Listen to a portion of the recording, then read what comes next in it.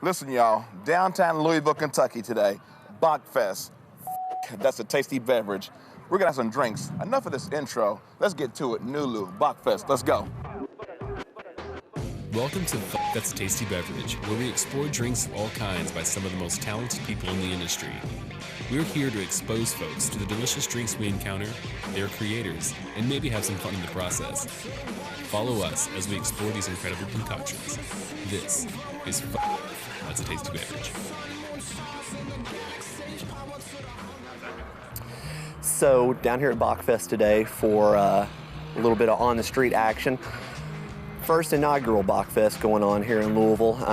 Actually, these date back to the 1800s, pre-Prohibition, when they used to do Bock Beer Festivals all the time. It was kind of a rite of passage coming in the spring, but you know, Prohibition shut that shit down. So they thought they would bring it back. So the Kentucky Guild of Brewers and some of their other sponsors got together and gonna kick off spring in the right way with some good old Bock beer and some fast-ass goat racing. This Bachfest included Kentucky beer brewers from across the state. These breweries tested their craft and presented their own take on the Bock. People really seemed to enjoy the event, especially the beer. So what do you think of this event? I love it. I was telling my friend earlier, I love that Louisville is doing all these little festivals, especially you've got the basketball games in town, so you've got all the out-of-towners. I think it speaks volumes about, you know, what we have going on as a city right now. So I'm super excited about more to come. Volumes, it speaks volumes. And what beverage are you drinking at the current moment? I've got the Blue Stallion. I was drinking the ethereal beer, Pop Lock and Bachfest. Here. Pop Lock and Bachfest. Oh man, I had some Cidergeist. It was pretty awesome. And then I had a Pop Lock and Bachfest, which was pretty great too. The Moreland and the Blue Stallion Doppelbox. I'm drinking some alligator Bock right now. This is a Blue Stallion Bock, Doppelbock. I'm drinking the Goodwood. The Goodwood, the titillator. Yes. The drink, how do you? Delicious. It is. I like it. At the West 6, actually. It's from Lexington, but it's actually pretty good. Ah. This is the Blue Stallion Dunkel. Cheers, me too. Cheers. Got the same damn thing. That's a tasty beverage. After a few beers, conversations with the local imbibers, and a little sunbathing, we tracked down some of the organizers to see how this event came to be. All right, so we're here with John King, the president of the Kentucky Guild of Brewers. Imperial Overlord.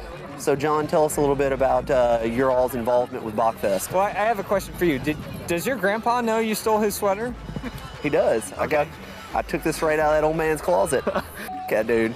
So what we did was we got 8 of our breweries to brew a Bock and got them together with Ina Miller from Ina Miller Events and decided we're going to do a Bachfest. Obviously, we know NuLu Fest is huge, so this is kind of the spring event of NuLu. It's the inaugural year, so we're going to see how it goes. But I think it's going pretty well. We've only been open for about 2 hours, but numbers are pretty good. So good turnout, good weather, good event. I think this become a yearly thing. I actually think it's going to become a yearly thing. I think the city's going to get behind it. We're going to get some more sponsors behind it. We only have 8 breweries doing Bock beers this year. Obviously, we have 25 breweries in the guild, so hopefully we can double it next year. And then, oh shit. There it goes. And then potentially, my dog hates kids. So I own an event planning company called Ina Marcella Events, and I have been involved in the NuLu Business Association for almost 7 years, and so I was kind of the chosen one, I guess, out of being here. This idea came from the general manager from Garage Bar. Her name's Maggie. She came up with the idea, and the NuLu Business Association decided to jump on it and said, Ina, let's do it. This event was awesome, but why Bocks? What's the history behind the glorious Bock? We decided to play a little trivia with some of the event goers to see what they knew. We're gonna ask y'all a couple questions here. If you get 3 out of the 4 questions right, you get a free beer ticket. Coming straight from Mr. Mark Miles here. So here we go. The first question, why were Bock beers first brewed? Because they were, it's like the monks or something, and it had something to do with March and the church. And I know it has something to do with Germany, and I'm guessing monasteries probably during Lent to produce nutrients while they were fasting. Yeah, that's gotta be while you fast. You gotta drink the heavy beers to get your. It's like a proto-protein shake. I feel like the monks start like making these beers in Germany or something like that. Monks were bored. What else are they gonna do? Well, it dates back to the early 1700s, I believe. The wheat that year had actually died because of a grasshopper infestation. And so they were having to use different harvests to create that first Bock, and that's how it started, actually. Survey Don't says. know that. I'll give that to him just because that was creative as shit. Damn. I mean, he might be bullshitting this though, but anyway, it sounds good, but you know. Is a Bock beer considered an ale or a lager? It was a pop lock and block it. Ale. They're actually a lager. Oh, it's an ale. Well, they originally lagers, but I think they're ales now. Uh-oh. Right? No, they're lagers. They're lagers. Yeah. I Oh! would like to say lagers. And they support me, so I'm going to stick with it. Lagers, and survey says. She right. Ah. Are we back to high fiving? What country were Bock beers first brewed in? Germany. Germany. Belgium, Germany. I'm pretty sure I already mentioned Germany once, so I think I'm gonna stick with the German train. Germany? You got it. Germany. I'm gonna go with Germany. Mm-hmm. You got it as I drank this damn good beer. Cheers. Amen. What do goats have to do with Bock beer? Alright, were they like part of some ceremonies, drinking like the Bock beers and stuff? Like the part of the community, or like, I don't know. Part of the community. They're both delicious. Wait. Have you tried goat before? I have. I had a goat curry once, and it was pretty awesome. Oh, shit. Now listen. I phoned a friend.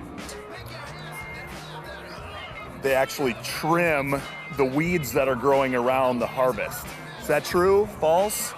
No? That is undoubtedly false.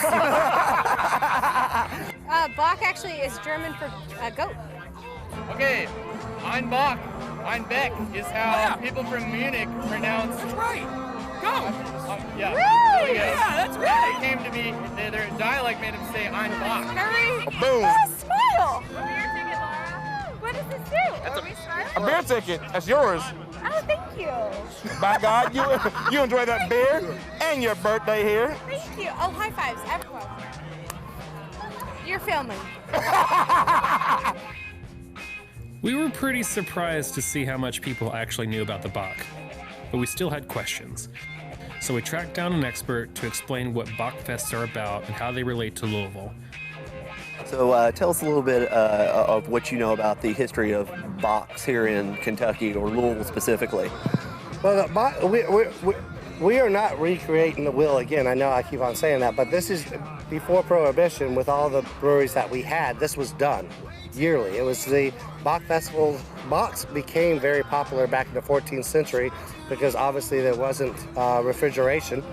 So the Germans started utilizing the lager strand of yeast, but they could only use it in the winter. Obviously it was cold. Lagers like to be cold and very temperamental, so they would brew darker beers and they would be finished in the springtime. So Bock beers became known for the coming spring and the summer and the warmer months. So Bock Beer Festivals were a celebration of coming out of the winter into the spring. And so as time has progressed, we've gone ahead and recreated what our forefathers did. Here's what I love. When Phil is sober, he is one eloquent motherfucker. I want to catch up with him again, depending on how long he's here, after he's had about 5 or 6 Bock beers. I've already had 5. Never mind then.